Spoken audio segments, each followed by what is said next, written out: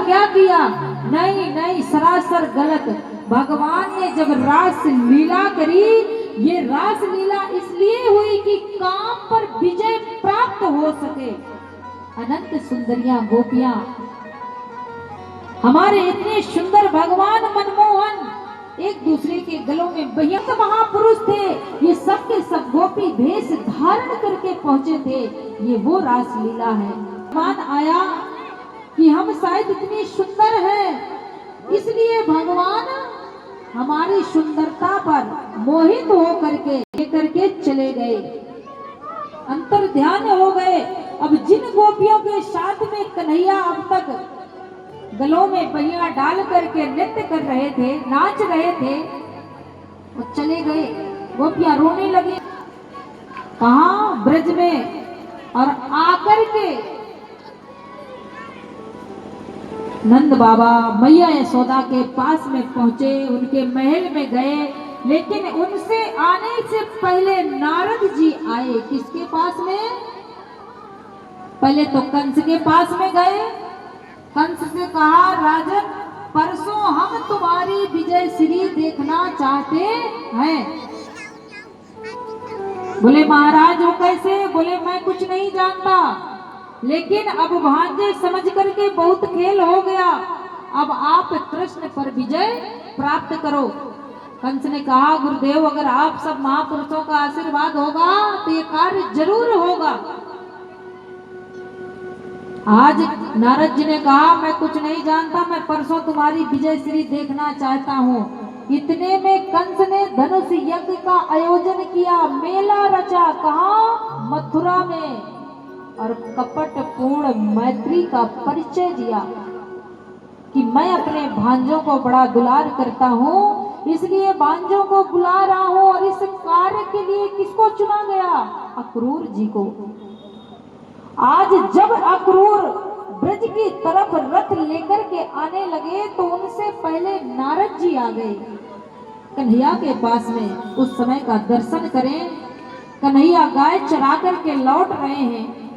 आज नारद जी ने जाकर के प्रणाम किया, प्रभु क्या ब्रज में खेलते ही रहोगे या अपने मामा का भी कुछ ध्यान दोगे, उद्धार करोगे उसका?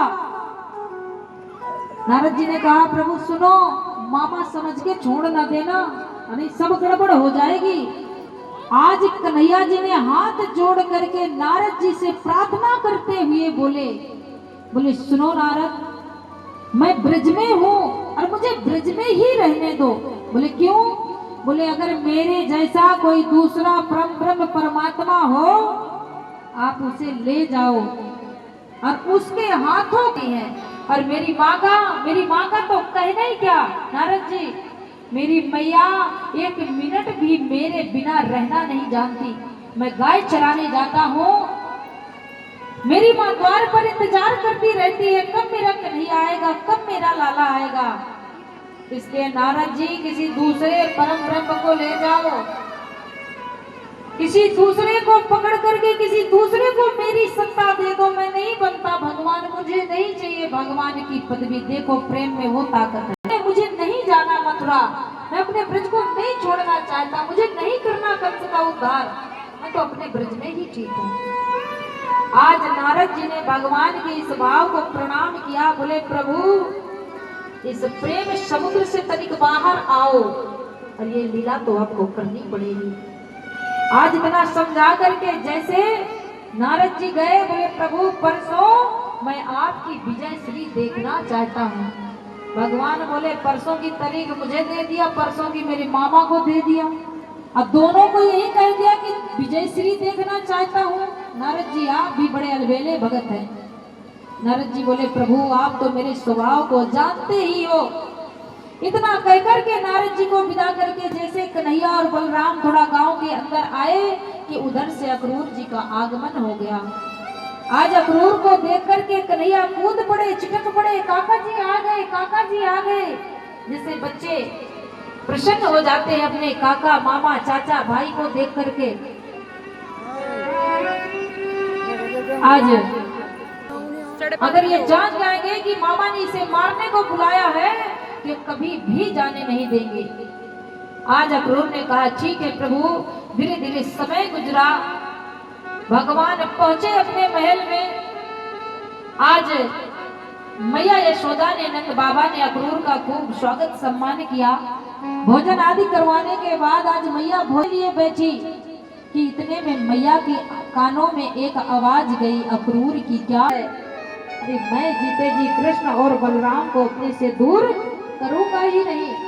देखिए आप लोगों ने ये कथाएं कई बार सुनी हो, माता भी, यशोदा मैया भी, बाबा भी, सखा भी, गोपियां भी, यहाँ तक लाडली जो भी, सबके विरह का हम सबने सुना है। लेकिन कभी ये सोचने की, समझने की कोशिश करी कि कन्हैया के ऊपर क्या बीती होगी, क्या दृश्य रहा होगा उस समय का। हाँ, आज कन्हैया मचल गए ये सुन करके। क्यों? क्योंकि भैया लीला तो पूरी करनी ही है। जब भाई जाने क्यों नहीं देती? हाँ, अरे हम बड़े हो गए हैं, अब हमें जाने दिया कर मैया। और सुन, ज्यादा दिनों की बात थोड़ी है, 2 दिन की ही तो बात है। आज जाऊंगा, परसों आ जाऊंगा, क्या दिक्कत है? आज कृष्ण बलराम ने किसी तरह से अपनी माँ को मनाया, और जैसे मनाया तो कन्हैया को रात में नींद नहीं आई। बार बार अपनी मैया को निहारते हैं, मैया के अंग में लिपट जा भर के सो गए, लेकिन लाला जागता रहा, कन्हैया सोया नहीं। आज जब बाबा की अर्धरात्रि में आंख खुली तो देखा तो कन्हैया टुकर टुकर देख रहा है। आज बोले लाला तू सोया नहीं? बोले बाबा अगर आप बुरा ना मानो तो एक बात कहूं। बोले क्या? बोले जब तक मैं अपनी मैया के अंक में लिपट नहीं जाता, जब तक मुझे निद्रा आती ही नहीं। आज कन्हैया इसी बात को याद करते हैं और रोते हैं, दुखी हो रहे हैं और बार बार अपनी माँ को निहारते हैं। एक संकट तो देखो, माना कि आने वाला दुखी है, बताता है कि नहीं बताता, लेकिन कन्हैया को तो यहाँ भी छूट नहीं है। कन्हैया दुखी है, ब्रज को छोड़ने में परेशान है, चिंतित है, लेकिन मुख से हंस रहे हैं कि अगर मैंने रो दिया तो ब्रजवासी तो सबके सब पागल हो जाएंगे। आज कन्हैया अपनी मैया को निहारते, हाथों को चूमते, अंक में लिपटते, बड़े प्रेम से कई घंटे बैठ करके निहारते रहे। मैया तो सो गई, लाला निहारते रहे। आज सुबह उठ करके जल्दी से स्नान कर लिया अपने आप। भैया नहा लिया? बोले हाँ भैया। आखिर ये लाला अपने आप क्यों नहाए जानते हो? कि अगर मेरी माँ मुझे स्नान कराएगी और मुझे तैयार करेगी तो मैं फिर बंधन में बन जाऊंगा, मैं माँ से दूर नहीं रह पाऊंगा। इसलिए अपना कार्य जल्दी जल्दी स्वयं कर लिया, नहा लिया, तैयार हो गए। इतने में जैसे कन्हैया तैयार हुए, समस्त सखाए बोले लाला हम जाने नहीं देंगे। क्यों? बोले तू जानता नहीं, हम तेरे बिन रह नहीं सकते। आज कन्हैया ने अपने दिल में, हृदय में पत्थर रख करके कहा क्यों सखाओ, यही मित्रता है तुम लोगों की? हाँ, अरे आज मुझे किसी बड़े राजा ने बुलाया है पुरस्कार देने के लिए। क्यों? क्योंकि कंस ने जाकर के कहलवाया अक्रूर से कि जाओ हो जाकर के कहना कि 7 वर्ष के कन्हैया ने जिसने गोवर्धन उठाया, उस कन्हैया को मैं देखना चाहता हूँ, उसे बुला कर के लाओ। आज कन्हैया इसी बात का बहाना बना लेते हैं कि क्यों मेरे मित्रों, तुम्हें ये बात हजम नहीं होती कि आज एक बड़ा राजा मुझे बुला रहा है इनाम देने के लिए। हाँ, आज जब सखाओं ने ये बात सुनी तो थोड़ा सा सब्र किया। बोले नहीं लाला तू जा, तेरी विजय हो, तू इनाम ला, खुद जीत करके आ। हाँ, लेकिन एक बात बताएं कन्हैया, हम तेरे बिना रहना सीखे ही नहीं। हम तुझसे बड़े हैं लेकिन तेरे बिना रह नहीं सकते। आज किसी प्रकार से समझाया बुझाया, कन्हैया ने अक्रूर से कहा सुनो अक्रूर काका, आप एक काम करना कि 3 बजे ही रथ सजा करके चलने को तैयार कर देना। क्यों? अगर सुबह हो जाएगी तो ये सब ब्रजवासी आ जाएंगे, फिर मुझे जाने नहीं देंगे। आज काका ने कहा ठीक है, रथ को सजा दिया और जैसे कृष्ण बलराम बाहर निकले तो समस्त ब्रजवासी, समस्त सखा, समस्त गोपियां वहां पहले से ही मौजूद। कन्हैया ने कहा तुम लोग रात में घर नहीं गए? बोले नहीं। इंतजार करते रहे। क्यों? क्योंकि हमारा कन्हैया अब हमसे 2 दिन के लिए बिछड़ रहा है, 2 दिन के लिए। आज कन्हैया ये सुन करके सहम से गए कि पता भला ये 2 दिन का सुन करके ये हाल है, और जब इन्हें पता चलेगा कि मैं कभी लौट करके नहीं आऊंगा तो इनका क्या होगा। ये सोच सोच करके कन्हैया भी अंदर अंदर रोते हैं, लेकिन आंसू नहीं बहाते।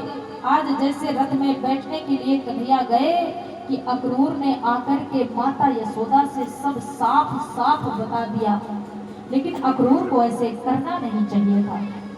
आज अक्रूर ने आकर के बताया, मैया ये लाला तुम्हारा नहीं है, ये तो कंस से बचाने के लिए वसुदेव जी रात में अदला बदली कर गए थे। इसलिए मैया आप ज्यादा रोना नहीं, दुखी मत होना, ये तो देवकी का है।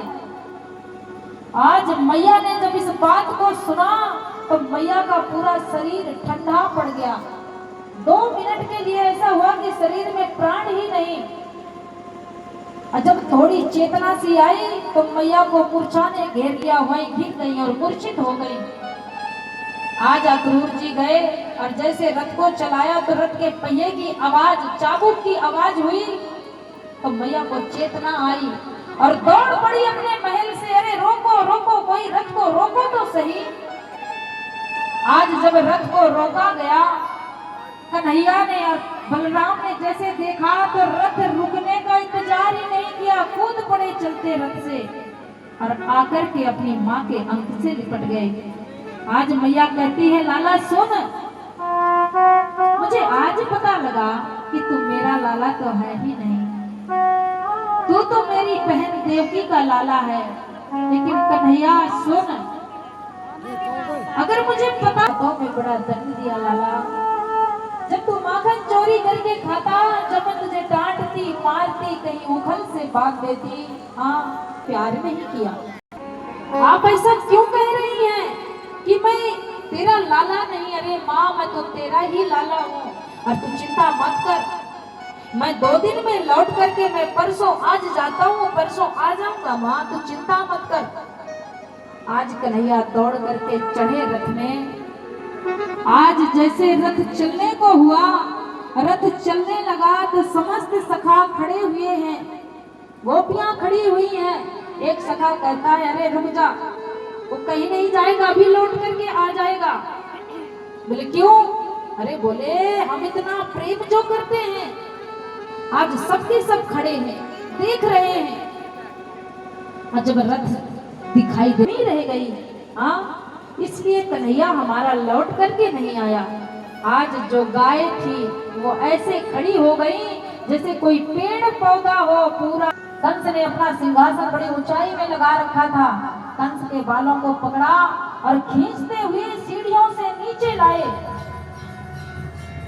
आज कंस कहता है, छोड़ लाला छोड़, है ये कैसी असभ्यता है कि तुझे बड़ों से कैसे बोलना चाहिए, कैसे काम तरीका करना चाहिए, तुझे कुछ पता नहीं?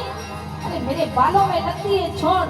आज कन्हैया ने कहा, मामा तेरे बालों में लगती है? बोले हाँ। बोले याद करो उस दिन का जब तूने मेरी माता देवकी के केसों को पकड़ करके ऐसे ही खींचा था, तब मेरी माँ के कितनी ना चोट लगी होगी।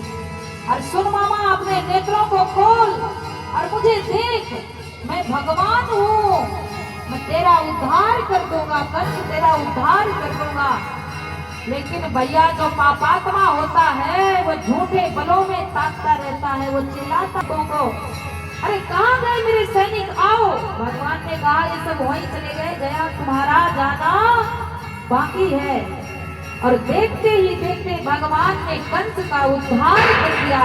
बोलिए वृंदावन बिहारी लाल की।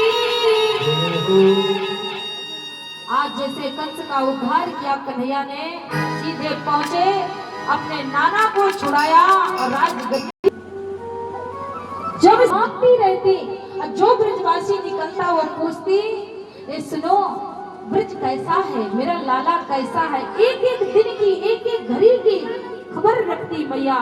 आज मैया बैठे बैठे दिन गिन रही हैं। आज कितना समय हो गया, 11 साल 56 दिन।